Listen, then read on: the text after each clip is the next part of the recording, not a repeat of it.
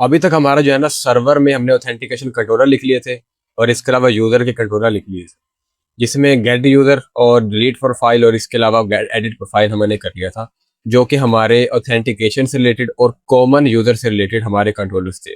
मतलब यूज़र बेशक वो लर्नर है, बेशक वो एजुकेटर है, मैटर नहीं करता, सिर्फ और सिर्फ ये मैटर करता है कि वो यूज़र है। और यूज़र की जितनी भी हमने एपीआई से वो सारी की सारी लिख ली थी। अब हम कुछ ऐसा करते हैं कि एपीआई को पहले बंद करते हैं और हम थोड़ा सा ना फ्रंट एंड की तरफ चलते हैं, थोड़ा फ्रंट एंड बनाते हैं ताकि आपको पता भी लगे कि कैसे जो है वो एपीआई कनेक्ट होगी। ठीक है, तो थोड़ा जो है ना वो हमें साथ साथ हम जैसे जैसे एपीआई लिखते रहेंगे, साथ साथ जो है हम फ्रंट एंड पे जाते रहेंगे, फिर बैक एंड पे रहेंगे, फ्रंट एंड पे रहेंगे। ऐसे हमारा जो है कंप्लीट एलएमएस बनता जाएगा। ठीक है, ऐसे नहीं करेंगे कि पहले जो है कंप्लीट बैक एंड लिख ले हम और फिर कंप्लीट फ्रंट एंड लिखे, तो थोड़ा कम्प्लेक्स हो जाएगा, फिर आपको समझ नहीं आने कि ये हो क्या रहा है। तो इसलिए मैं चाह रहा हूँ कि पहले थोड़ी सी एपीआई लिखी है ऑथेंटिकेशन की यूज़र की, उसको मैं क्लाइंट में कन्वर्ट कर। तो यहाँ पे क्लाइंट फोल्डर बना दूंगा एक, और इसको मैं ओपन कर लूंगा इंटीग्रेटेड टर्मिनल के। इंटीग्रेटेड टर्मिनल ओपन करने के बाद में जो पहला मेरा था सर्वर का, इसको मैं रन कर दूंगा ताकि इसमें कोई प्रॉब्लम ना आए। दो जो है टर्मिनल मैंने ओपन कर लिए, एक सर्वर का फोल्डर का इसको मैंने रन कर दिया है, और एक मेरा जो है वो क्लाइंट का जो है वो ओपन कर लिया। इसके अंदर मैं एक इंस्टॉल करूंगा रिएक्ट को, जो इंस्टॉल होगा npm create वीट @latest। ये एक कमांड होती है जिसकी मदद से जो है वो हम वीट का जो है पैकेज इंस्टॉल कर सकते हैं रिएक्ट का। तो मैं क्या कह रहा हूँ कि मेरे क्लाइंट फोल्डर के अंदर जो है वो इस पैकेज को इंस्टॉल कर देना। तो अगर आपको नहीं पता कैसे इंस्टॉल करते हैं तो अल्लाह हाफिज़ है फिर आपका। जावास्क्रिप्ट उसके बाद यहाँ पे ESLint कर देंगे और यस कर दूंगा, और यस यस करके जो है ये सारा मेरा पैकेज जो है वो सेटअप हो जाएगा। ठीक है, अब ये थोड़े बहुत जो है वो टाइम लगेगा नोड मॉड्यूल इंस्टॉल करने में। जैसे इंस्टॉल होता है फिर जो है ये प्रोजेक्ट कम्प्लीटली रन हो जाएगा। फिर मैं आपको दिखाता हूँ। मेरे जो है वो नोड मॉड्यूल्स इंस्टॉल हो चुके थे और मेरा प्रोजेक्ट जो है वो कम्प्लीटली रन हो चुका है, जो कि लोकल होस्ट 5173 के ऊपर है। ठीक है, मैं इसको ओपन कर लेता हूँ हमारे ब्राउजर के अंदर, देखता हूँ कि कैसा सीन लग रहा है हमारा। अभी हमारा जो है बेसिक प्रोजेक्ट होगा, जो कि हमारा आपको देखने को मिलता होता है, बॉयलर प्लेट होती है जो कि वीट की तरह से होती है। हम क्या करते हैं, इसको थोड़ा सेटअप करते हैं और पेजेस को सेटअप करते हैं, फिर हम जल्दी से काम करना शुरू करते हैं अपना, अपनी एपीआई को कनेक्ट करते हैं और पेजेस को बनाते हैं जल्दी से। हम जाते हैं यहाँ पे index.html में। सबसे पहले तो हम कर देते हैं इसको ULMS, और इसके बाद हम इसके अलावा हमने करना है SRC, ऐसे डिलीट करते हैं। app.css डिलीट कर देते हैं, ये किसी काम की नहीं है हमारे। index.css में ये खाली कर देते हैं इसको, और इसके अंदर हम इंपोर्ट कर लेंगे। इंपोर्ट तो बाद में करेंगे, हमें app.jsx में जाएंगे और खाली करके RAFC यहाँ पे लगा देंगे।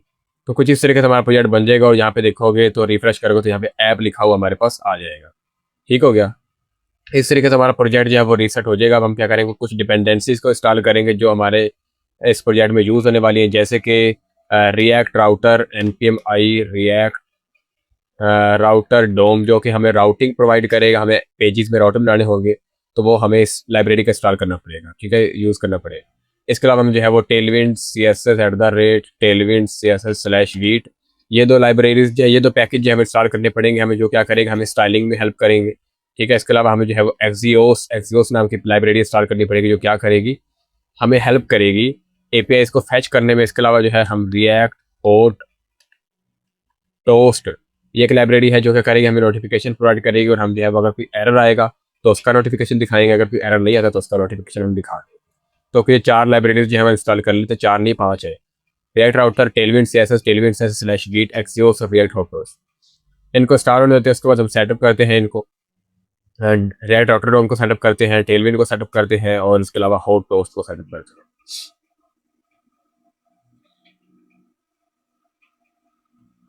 जैसे ये इंस्टॉल हो जाएगी, npm रन डेव दोबारा से कर देता हूँ मैं। प्रोजेक्ट मेरे जो यहाँ पे दोनों रन हो रहे हैं, देख लो। एक सर्वर रन हो रहा है यहाँ पे, और एक मेरा जो है वो ये रन हो रहा है क्लाइंट। दोनों को रन कर दिया मैंने, इसको क्लोज कर देता हूँ मैं। और उसके बाद अब मैं जाता हूँ index.css के अंदर, यहाँ पे आके इंपोर्ट करता हूँ @tailwind CSS को। ठीक है, और उसके बाद v.config में जाके इंपोर्ट कर दूंगा tailwind CSS from tailwind CSS/वीट, tailwind CSS/, और यहाँ पे tailwind CSS लगा दूंगा। तो कुछ इस तरीके से हमारा tailwind CSS जो है वो सेटअप होता है। इतना आसान, अगर नहीं पता आपको, नहीं अगर आपको समझ आ रही, तो आप वेबसाइट के ऊपर जा सकते हैं tailwind CSS की, वहाँ जाके सारे के सारे स्टेप्स लिखे हुए हैं, वो आप कॉपी करके पेस्ट करके आप कर सकते हैं इस चीज़। मैंने इतनी बार किया हुआ है इस सारी चीज़ों को, तो मुझे बहुत ज़्यादा आसान लगता है। आगे हम जाते हैं और रिएक्ट ऑटोडॉम को सेटअप करते हैं। पहले हम इसमें से स्ट्रिक्ट मोड हटा देते हैं।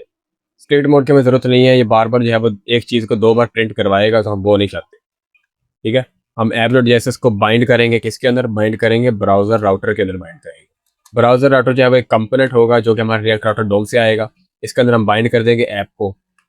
इसकी मदद से हमारे जो है ऐप में, हमारे जो वेबसाइट है, हमारी वेब ऐप है, उसके अंदर हमें राउटिंग मिलेगी।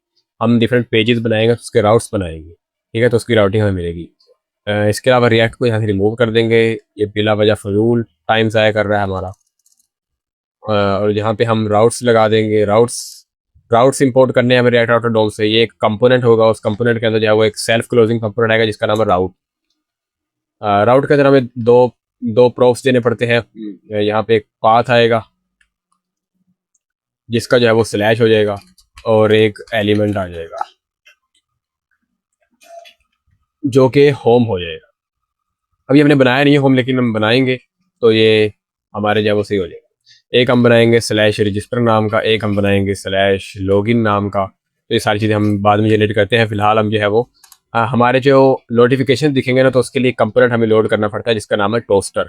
रिएक्ट हो टोस्ट से हम जो इसको इंस्टॉल कर लेंगे, इंस्टॉल नहीं करेंगे इंपोर्ट कर लेंगे। इंस्टॉल तो हमने किया हुआ पहले से।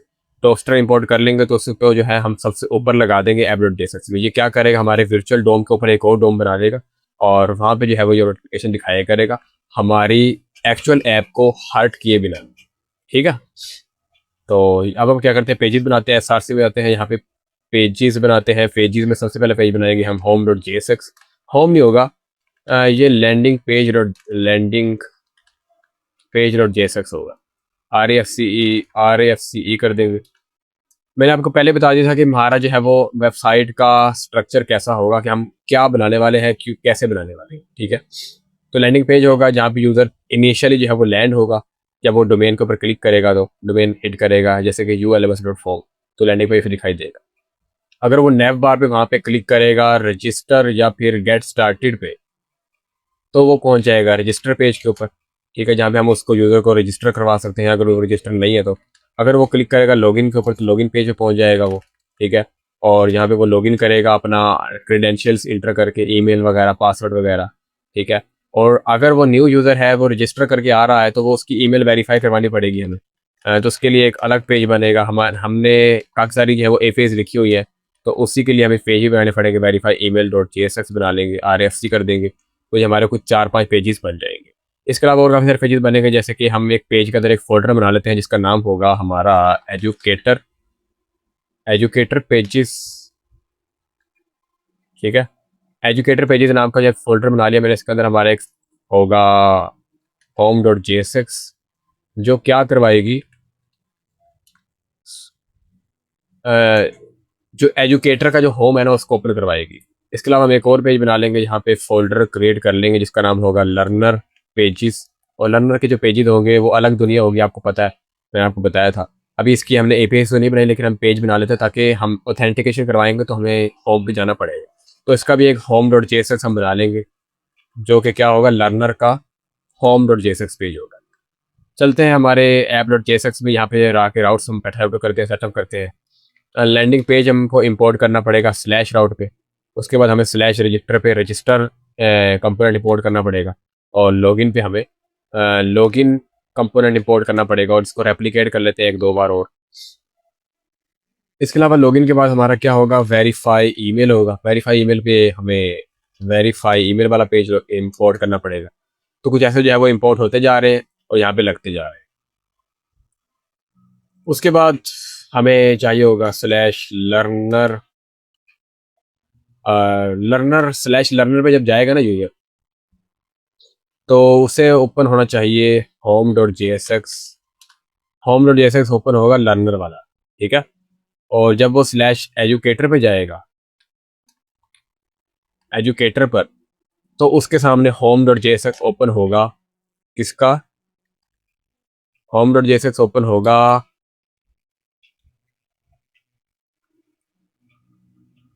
इसको रेप्लिकेट करना पड़ेगा। होम ओपन होगा, किसका ओपन होगा, यहाँ पे लर्नर पेज नहीं आएगा, यहाँ पे आएगा एजुकेटर पेज। ठीक हो गया, तो ये डबल डबल नाम आ रहे हैं, तो मैं क्या करता हूँ, इसको करता हूँ लर्नर और इसको कर देता हूँ एजुकेटर। ठीक है, अब एक ही पेज पे डबल डबल एक ही सेम नाम जो है वो यूज़ नहीं कर सकते, इसलिए एरर दे रहा था जो वो। यहाँ पे लर्नर कर देते हैं और यहाँ पे कॉपी करके एजुकेटर कर देते हैं। ठीक है, इनके नाम भी बाद में चेंज कर देंगे हम, फिलहाल अभी ऐसे रहने देते हैं। तो ये कुछ हमारे राउट्स बन चुके हैं, राउट्स का हमारा काम खत्म हो चुका है। अब हमने क्या करना है, हमारे रजिस्टर पे जाना है, यूज़र को रजिस्टर करवाना है, लॉगिन पे जाके यूज़र को लॉगिन करवाना है, वेरीफाई पे जाके यूज़र को वेरीफाई करवाना है, और ऑथेंटिकेशन परफॉर्म करनी है, जिसमें हम यूज़र को गेट करवाएंगे, यूज़र के प्रोफाइल को सेट करवाएंगे, और काफ़ी सारे टास्क हमने परफॉर्म करने हैं। तो करते हैं वो भी। अब तक हमने जो है ना ऐप डॉट जेएसएक्स में हमारे राउट सेटअप कर लिए, इसके अलावा हमने जो है वो फोल्डर स्ट्रक्चर बना लिया, इसके अलावा हमने रिएक्ट को वीड के जरिए सेटअप कर लिया। नेक्स्ट हम क्या करते हैं, अब हम रजिस्टर पेज पे जाते हैं और यहाँ के हम जो है वो यूज़र को रजिस्टर करवाने के लिए काम करते हैं। इसमें हमारी एपीआई जो है वो स्लैश रजिस्टर की कॉल होगी, उसको हम खाते में लेके आएंगे यहाँ पे। इसको हम क्लोज करते हैं यहाँ पे, और इसका ऐसे हमारा सीन बन जाएगा। थोड़ा इसको क्लियर कर देते हैं लिखने के लिए, लिखते हैं इसका लॉजिक, लिखते हैं कंप्लीट, फिर आपको दिखाते हैं क्या बन रहा है।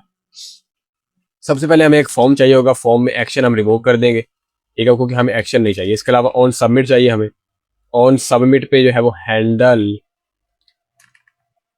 रजिस्टर कर देंगे, ठीक है।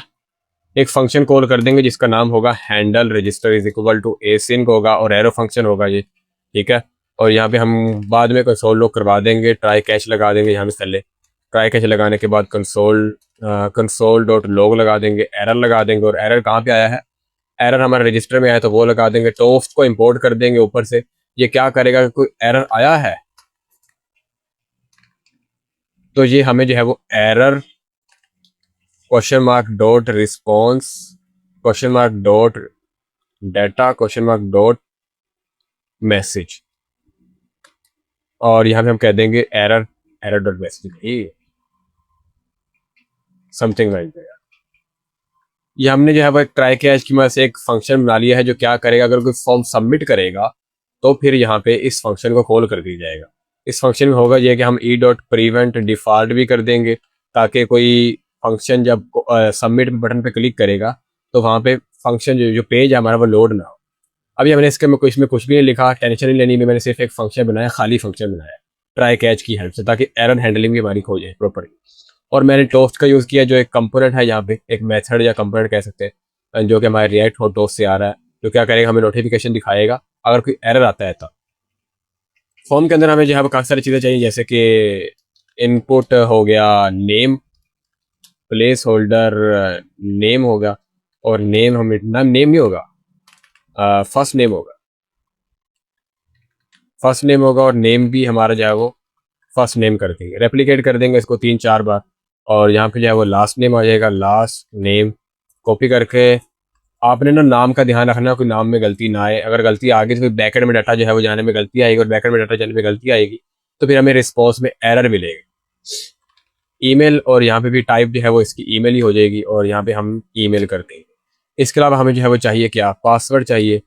पासवर्ड में टाइप टेक्स्ट रखेंगे और यहाँ पे पासवर्ड रख देंगे, ठीक है। इसके अलावा और हमें क्या चाहिए, इसके अलावा हमें रोल चाहिए। रोल रोल जो है ना वो हम करेंगे कुछ इस तरीके से कि वो सिलेक्ट करना होगा ना रोल, हमें रोल हम करेंगे सिलेक्ट।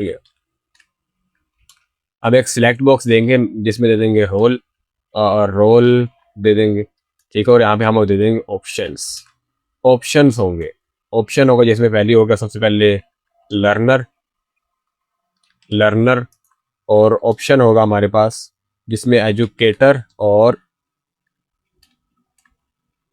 एजुकेटर होगा, ठीक है। इसके अलावा एक और ऑप्शन हम रख देंगे जिसमें सिलेक्ट रोल हमें करना होगा ना, सिलेक्ट रोल जिसे वैल्यू नहीं होगी, और यहाँ पे हम रख देंगे सेलेक्ट वो, इसको हम डिसेबल भी कर देंगे ताकि कोई इसको सिलेक्ट ना कर दे, अगर कोई सिलेक्ट करता तो उसे एरर मिलेगा, ठीक है। तो कुछ इस तरीके से हमारा जो है रोल भी बन जाएगा। और अगर हम जाके देखें स्लैश रजिस्टर पे, स्लैश रजिस्टर पर हमें कुछ इस तरीके से फॉर्म मिलेगा, देख लो यहाँ पे फर्स्ट नेम आएगा, लास्ट नेम आएगा, ईमेल आएगा, पासवर्ड आएगा, और रोल आएगा जिसमें सिलेक्ट रोल हमें करना पड़ेगा, लर्नर और एजुकेटर आएगा, ठीक है। यहाँ पे हम डिसेबल इसको किया हुआ है। डिसेबल नहीं करते, इसको वैल्यू दे देते,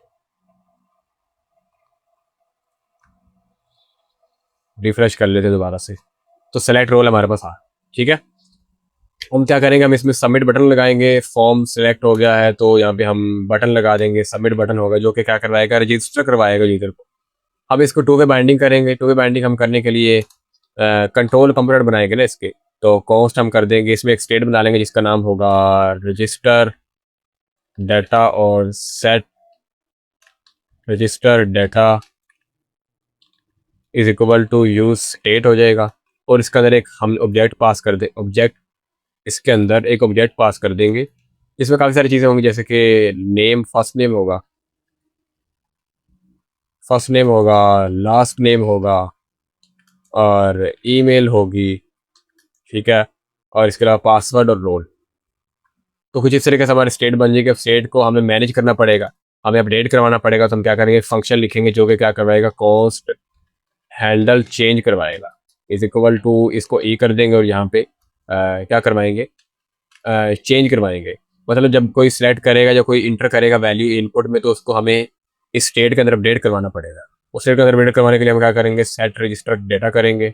सेट रजिस्टर डेटा करने के बाद हम कुछ ऐसा सीन लिखेंगे कि क्योंकि ये एक ऑब्जेक्ट है तो हमें एक ऑब्जेक्ट पास करना पड़ेगा। ऑब्जेक्ट के अंदर हमें जो है वो पहले इसको यहाँ पे सेपरेटर या रेस्ट ऑपरेटर जो भी कहते हैं वो लगा देंगे हम, ठीक है। उसके बाद हमें जो है यहाँ पे न्यू वैल्यू अपडेट करनी पड़ेगी जिसका नाम होगा e dot target dot name और e dot target dot value. ये डायनामिक वैल्यू आया करेगी, इसलिए मैंने यहाँ पे हर फील्ड के अंदर नेम लिखा हुआ। अगर ये नेम ना लिखूंगा तो मुझे एरर देखने को मिलेगा, क्योंकि इसी नेम से जो है वो लेगा नेम ई dot target dot first name ई डॉट टारगेट डॉट वैल्यू। इस तरीके से हमारा जो है वो इस ऑब्जेक्ट के अंदर वैल्यूज जो है वो स्टेट के अंदर अपडेट होना शुरू हो जाएगी। तो इस फंक्शन को हम बार बार जो है वो लगा देते हैं, कहाँ पे लगा देंगे, हर जगह लगा देंगे, ऑल चेंज पे लगा देंगे, ठीक है। कॉपी कर लेते हैं इसी को, यहाँ पे लगा देंगे, यहाँ पे लगा देंगे, यहाँ पे लगा देंगे और रोल में भी लगा देंगे।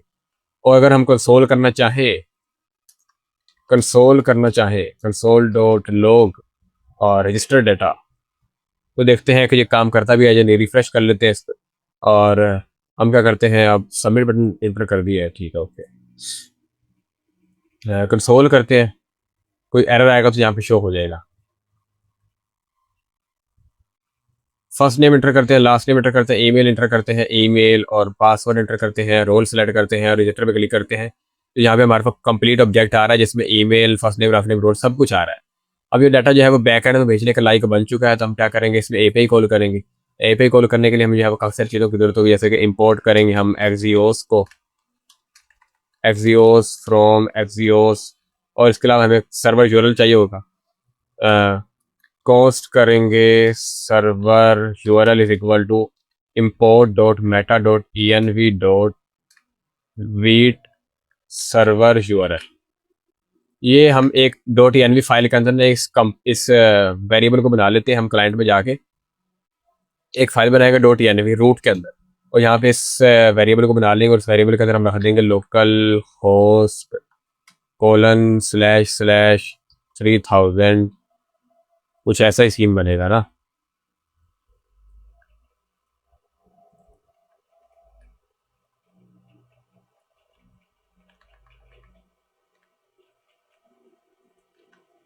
तो यहाँ पे हमारा वेरिएबल सेट हो चुका है। अब ये क्या करेगा, इस लोकली जो है वो हमारा लिंक है, इसको लेगा और यहाँ पे हम क्या करवाएंगे, इस एपीआई को कॉल करवाएंगे। कैसे, यहाँ पे हम जाएंगे हैंडल रजिस्टर में, ट्राई कैच में कंसोल और लोग को हटा देंगे यहाँ से, और यहाँ पे कॉस्ट करेंगे response is equal to await करेंगे। अवेट इसलिए लगा रहे हो कि एपीआई कॉल होने में टाइम लग सकता है, तो एक्सियोस डॉट पोस्ट करेंगे। मेथड हमारा पोस्ट था, आपको पता है मैंने जब बनाई थी एपीआई।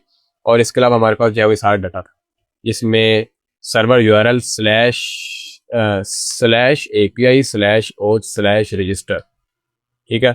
उसके बाद हम जो है वो हमने जो डाटा हमने स्टेट से लिया है रजिस्टर डाटा, वो हम पास कर देंगे बैकएंड में, ठीक है। तो ये बैकएंड में डाटा जाएगा, अगर रिस्पॉन्स आएगा तो हम उसको पकड़ लेंगे, रिस्पॉन्स से कुछ ऐसे पकड़ लेंगे, ठीक है। यहाँ पे क्वेश्चन मार्क लगा देंगे और यहाँ भी क्वेश्चन मार्क लगा देंगे, ताकि अगर रिस्पॉन्स आया है तो क्या करो तुम, टोस्ट डॉट सक्सेस करके हमें मैसेज दिखा दो, ठीक हो गया। कुछ इस तरीके से हमें जो है वो, अगर हमारा एरर आएगा तो एरर हमारा कैच में हैंडल हो जाएगा, और अगर हमारी एपीआई सक्सेसफुली कॉल हो जाएगी तो हमारी यहाँ पे आ जाएगी। तो इस तरीके से हमारा जो है वो यूज़र रजिस्टर हो जाएगा। चेक कर लेते हैं यूज़र रजिस्टर हो भी रहा है या नहीं। अभी फ़िलहाल हमारा यूज़र जो डेटाबेस है उसमें सिर्फ एक यूज़र है। अब इसको रजिस्टर करके देखते हैं कि रजिस्टर हो रहा है या नहीं। 1 मिनट एक और चीज़ हम लगा देते हैं यहाँ पे, और वो है loading state. Const loading set loading is equal to use state. Use state में हम फॉल्स कर देंगे बाय डिफॉल्ट। लोडिंग स्टेट किस लिए? लोडिंग स्टेट इसलिए कि एपीआई कॉल करने में टाइम लग सकता है, और टाइम लगेगा तो हमें बताना भी होता है यूज़र को कि भाई टाइम लग रहा है, थोड़ा वेट कर। ठीक है, तो उसको दिखाने के लिए हम उसका लोडर दिखाते हैं घूमने वाला। तो वो दिखाने के लिए हम क्या करेंगे, लोडिंग स्टेट पे यूज करो। जब एपीआई कॉल आना शुरू होगी तो हम सेट लोडिंग ट्रू कर देंगे। जैसे जैसे ट्रू रहेगी तो फिर हम क्या करेंगे, इसको सबमिट बटन में यहाँ पे उसको लोडर दिखा देंगे। लोडर दिखा सकते हैं हम रजिस्टरिंग डाटा, ऐसे नहीं होगा।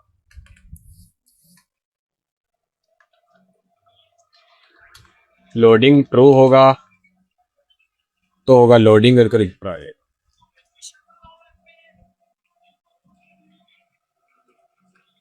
और इसके अलावा जब एपीआई कॉल हो जाएगी तो हम क्या करेंगे, इसको लोडिंग को फाल्स भी करेंगे।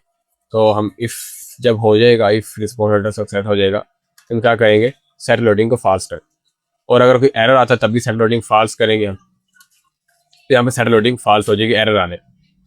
टेस्ट कर लेते हैं इसको कि एपीआई कॉल कर रही है, काम कर भी रही है यानी। फर्स्ट नेम दे देंगे, लास्ट नेम दे देंगे, ईमेल हम दे देंगे ये वाली, और पासवर्ड दे देंगे 1 2 3 4 5 6, और रोल सेलेक्ट कर लेंगे, रजिस्टर पे क्लिक करेंगे तो यूज़र हमारा रजिस्टर हो रहा है सक्सेसफुली। अगर हम दोबारा क्लिक करेंगे तो कहेगा यूज़र ऑलरेडी एग्जिस्ट। अगर हम पासवर्ड नहीं देंगे तो वो कहेगा भाई फिल ऑल फील्ड्स, मतलब हमारी एपीआई जो है वो सक्सेसफुली काम कर रही है और हमें डाटाबेस में ये देखो आ चुका है।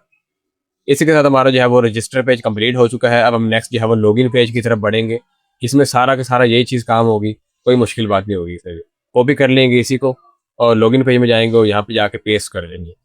यहाँ पे हम कर देंगे लॉगिन, और इसके अलावा यहाँ पे भी हम कर देंगे इसको लॉगिन, और बाकी सारी चीज़ें वैसे की वैसे रहेंगी। इसको कर देंगे हम लॉगिन डाटा, और इसके लिए हम कर देंगे सेट लॉगिन डाटा। इसके अंदर हम first name last name remove कर देंगे, और इसके अलावा रोल भी रिमूव कर देंगे, ईमेल और पासवर्ड रहेगा सर। इसके अलावा हैंडल चेंज में भी हम कर देंगे सेट लॉगिन डाटा। ठीक है, और यहाँ पे जो है वो लॉगिन डाटा आ जाएगा। बाकी सारी चीज़ें वैसे की वैसे रहेंगी। इसके अलावा यहाँ पे आ जाएगा स्लैश लॉगिन, और यहाँ पे भी जो है वो लॉगिन डाटा पास कर देंगे हम डाटाबेस और सर्वर में। हैंडल रजिस्टर की बजाय यहाँ पे आ जाएगा हैंडल लॉगिन, और कॉपी करके इसको यहाँ पे हम लगा देंगे हैंडल में।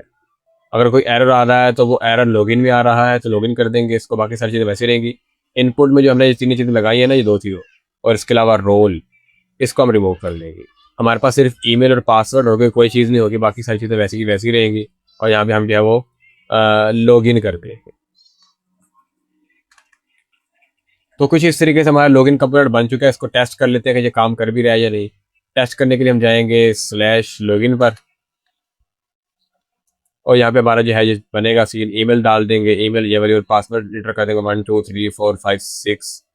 लॉगिन करेंगे तो यूज़र हमारा लॉगिन हो रहा है।